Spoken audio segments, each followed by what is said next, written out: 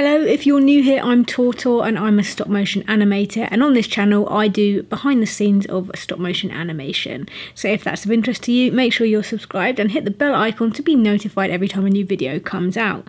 Now for this animation I wanted this ice cream to break into several pieces. This was an actual eraser that I had picked up, I think from a pound shop in the UK, and it splits into several different pieces, and I wanted these to separate in the air and become airborne, so I needed to rig them.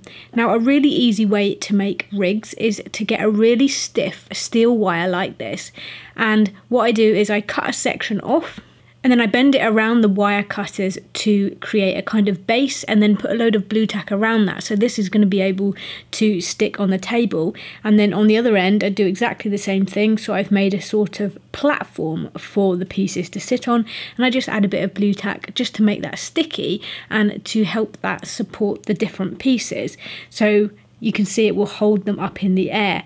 Now stiff wire is often perfectly stable for small things, and there's a lot of flexibility in it to make really subtle adjustments. So these are my 3 rigs, and then I'm in Dragon Frame. I have made this a phone shape because I wanted to put this animation on TikTok, so I was making sure that it was framed well for that shape. You can adjust the mask that you put on in Dragon Frame. You can go to custom and then put in whichever dimensions you want. And then I'm also just using the guide tools in Dragon Frame to mark the position of the ice cream, so when I start spinning it I make sure that it stays spinning on the spot, and I've put some red lines as a kind of marker of where I want the pieces to raise up to, just as again a sort of guideline. May not stick to it, but I've just put it there just so in my mind I know where things are going. And to begin with, I'm literally just spinning this ice cream on the spot, so I'm just turning it a little bit each frame and then taking a picture. And then to exaggerate the spin I thought I want to tip it on the base, so to do that I just put a little bit of blue tack underneath, and then I would edit this out in Photoshop afterwards. And I again just was rotating the ice cream, so I was changing the edge that was raised up per picture, and I think I did 4 pictures in a rotation.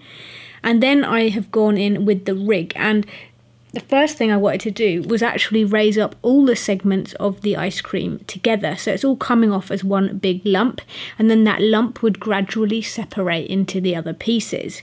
So as it gains a bit of height I'm separating off the top layer of ice cream, so it's now separate from the bottom layer. And then as that second layer goes up a little bit higher, the cherry would separate as well, and then they would each come back down and settle onto the base. So I felt like this would give quite a nice natural sort of, the ice cream's being flung up in the air, and you know it kind of gives that cartoony feel where it all goes up in one piece and then it separates into these multiple pieces. And as they're in the air they're still spinning, there's still a bit of momentum there, and the base I'm also spinning, but it's slowing down and it's gradually coming to a stop, so when those pieces land back on the base it will be static again, and the idea is that then it would start spinning and this whole animation could loop endlessly forever.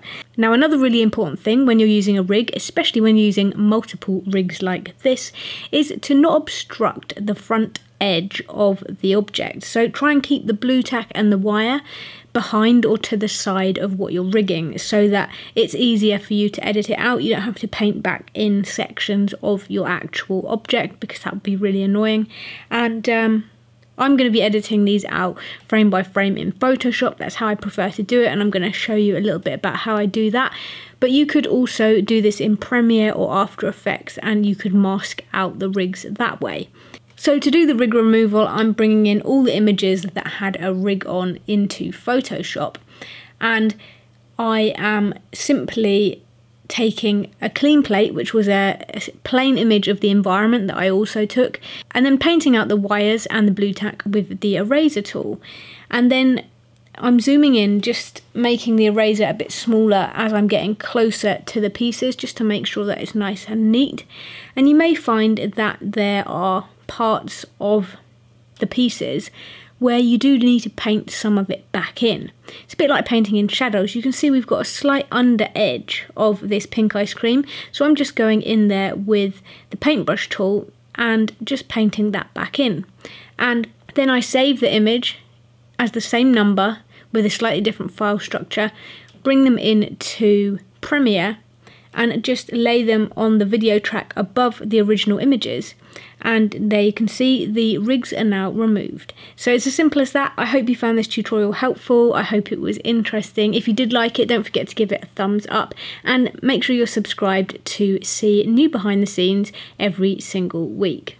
I've also decided on this channel I'm going to start uploading short films as and when I do them, and I'm also going to start doing a Q&A series, questions and answers.